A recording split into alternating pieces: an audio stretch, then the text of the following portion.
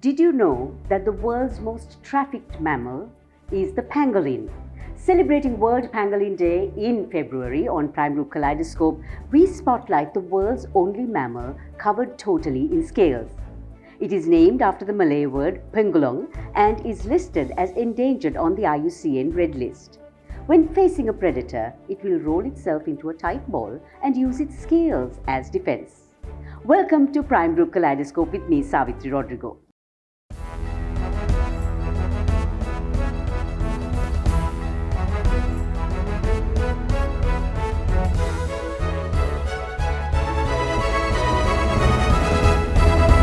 This week, our dose of positive, daring, different has so much to share. Besides a young politician who wants the country's skills developed, a young leader on a digital transformation journey, a young mom who is in hot pursuit of Naimeris, and your speed reading gift are just some. Hold your breath in for a moment.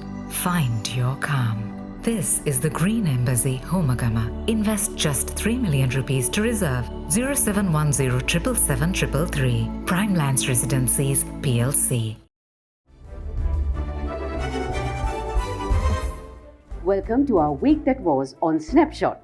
Sri Lanka's inflation in January rose to 16.8% from December, while food inflation soared to 24.4%. Sri Lanka's outstanding public debt is now a whopping 17 trillion rupees. Sri Lanka's motor vehicle registrations fell to a record low, declining 83.3% from 2020, with numbers decreasing in January as well.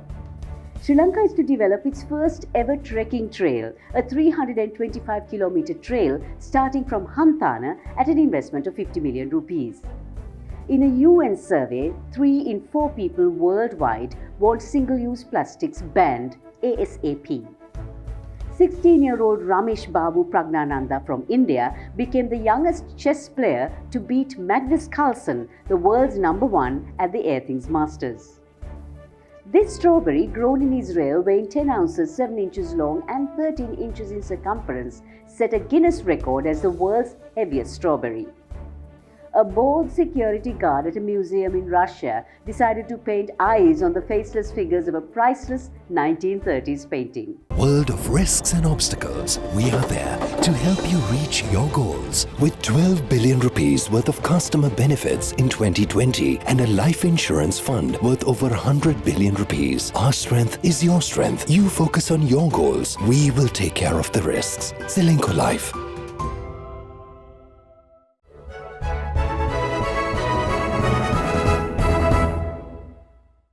Welcome, you're watching Prime Group's News Capsule. It has not been a good week for the Colombo stock market, which tumbled significantly over the last week. When the market closed on Thursday, the Colombo Stock Exchange indices moved down by 12%, while the average daily turnover dropped to 3.4 billion rupees. The end of this week saw both Brent at $102 per barrel and WTI oil at $96.85 per barrel hit historic 7-year highs after Russian President Vladimir Putin announced his military operation in Ukraine, which is expected to lead to supply-side disruptions for oil.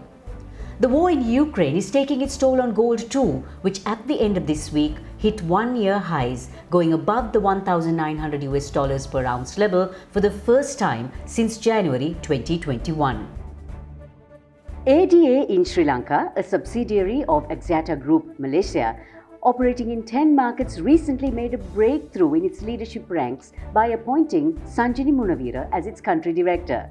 Known for being a disruptor, thought leader and mentor who thrives on cultivating relationships to evolve and grow, ADA is now setting the stage to deliver the future of marketing via data-driven strategies and strong execution. When I asked Sanjini how she plans on leading to infuse stellar results into Sri Lanka's growth journey, this is what she said.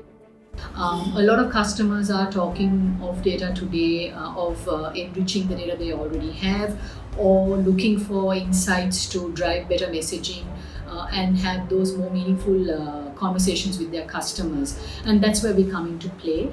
So be it a marketing conversation that you want to have, or you want to see how somebody is engaging with a particular app, or even an engagement in a store.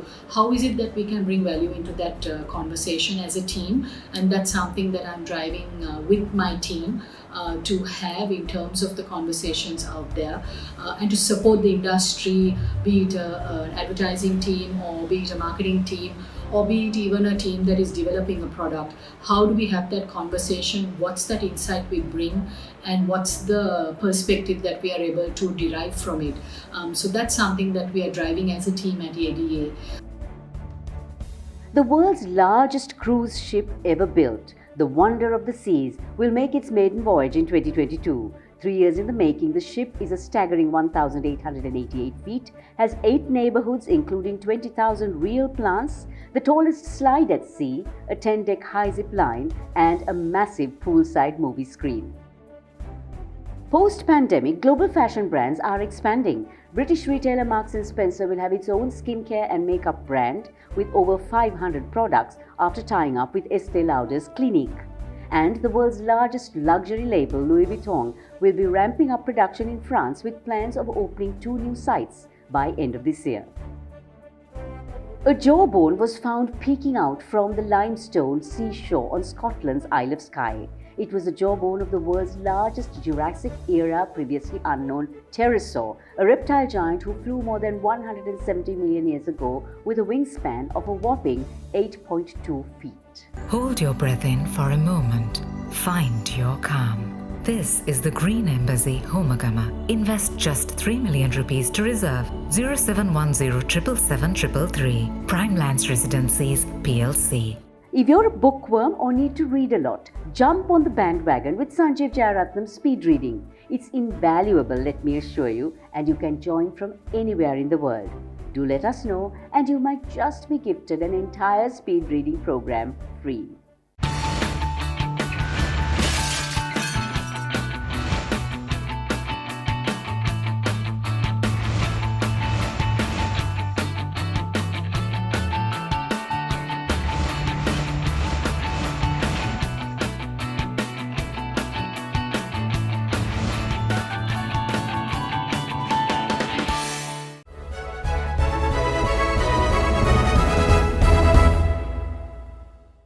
For too long, skill development was placed on the back burner, with more academic pursuits like medicine, law, and accountancy being preferred by parents for young people. Dignity of labor is difficult to instill, and apt remuneration not forthcoming. So what happens? Our young people depart to earn better money. With me today is a second-generation entrepreneur, a young man who is experiencing firsthand the lack of skilled young people in the employment sector. Exit Hapangama holds a degree from Australia and an MBA from India, had a father who was an MP for the Gampaha district and a mother who is a businesswoman. He is the founder, managing director of Landmark Group in Superfit, and he is the organizer for Beergama for the SLFP. Welcome, Exit. Now, when you look at successive governments, they have given very little thought, or sometimes it's just an afterthought if they even introduce it, where skill development is concerned. Why is that? Firstly and foremost, for the last 74 years post-independence, the biggest population that has been deprived and deceived, I believe, are the youth. And a lot of governments try to come into power making and promising on policies that will change the youth's life, especially with regards to employment, skill development. But what has happened is once they come to power, they tend to forget, if not, even if they implement these policies, they'll run for a maximum of 6 months, and thereafter it doesn't get implemented or run. So the continuation of these policies don't seem to happen. It hasn't happened with the last so many governments. Like I said, for the last post-independence, nothing has been continuously happening. It has never been continued. So you say that there have been promises made, policies that have not been implemented, and the youth have been duped, literally. Why aren't the youth actually demanding that these things be done? They should. They definitely should. What has happened is, now for example, Sri Lanka is a developing country. There is millions and millions of opportunities. Right? We are not a developed country where people go and say there is no opportunity. As a developing country, a vast developing country, we have so much opportunity. But what has happened is people, the youth, especially want high salaries and to be in zones where they're comfortable. And with this, only a small sect of youth are fighting this battle. And the people who can afford, they go overseas. And people who can't afford, they are happy with what they get. So like you said, white collar jobs are preferred and blue collar jobs are left for those who do not get those white collar jobs. So how do we change society's attitude that we do need those people going in to blue collar jobs? How do we instill that attitudinal change? A lot of people tend to think that having a white collar job is good. But when I left school and when I went overseas, when we were students, right, when we were 16, 17 in university, we didn't care whether it was a blue collar or white collar job. As long as we got a good pay, we did what we could to earn ourselves and get through our university. And for example, I started cleaning toilets, and I'm very proud to say that today, even where I am, I'm proud to say I'm a person who had cleaned toilets. I've washed floors, I've washed cars, done so many things.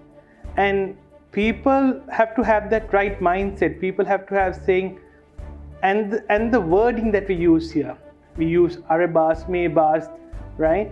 We should give the proper recognition. And without giving that, we can't expect the youth to come in and take over the skilled workforce. So if you took national leadership in some form, how would you change the status quo?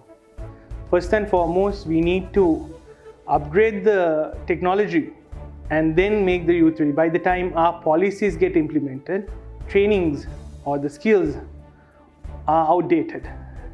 So first of all, it has to run at the same time where the new technology comes in, and that has to be implemented then and there, rather than after 6 months. It's new technology. The world is revolving.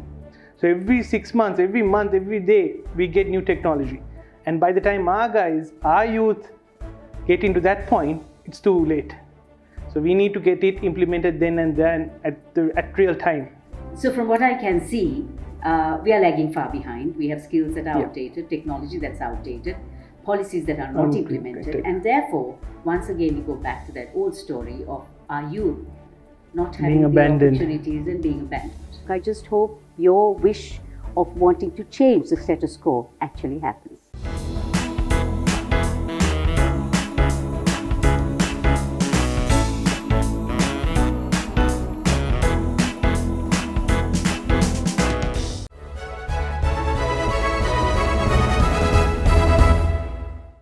The Sri Lankan passion for chili and spice and everything nice is legendary. So this island mom took her honest artisan homemade style, added a generous dose of naimeris and came up with a bespoke range of new generation sauces.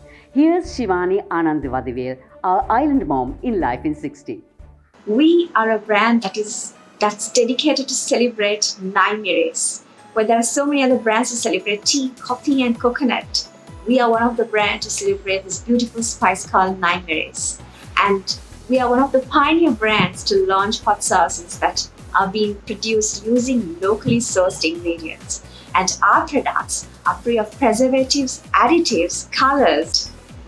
We are very conscious about producing and providing the original taste of naimeris with some infusions of exotic flavors which are island inspired. So this is what makes us different and unique among others. And we have also won the hearts of many using our very famous chili jam, not only locally but also in other countries. And we do ship to countries like Australia, Canada, USA and UK. We celebrated this highly endangered pangolin today. We promise to be back next Friday, but until then, here's our Kaleidoscope takeaway. A smooth sea never made a skilled sailor. Franklin D. Roosevelt.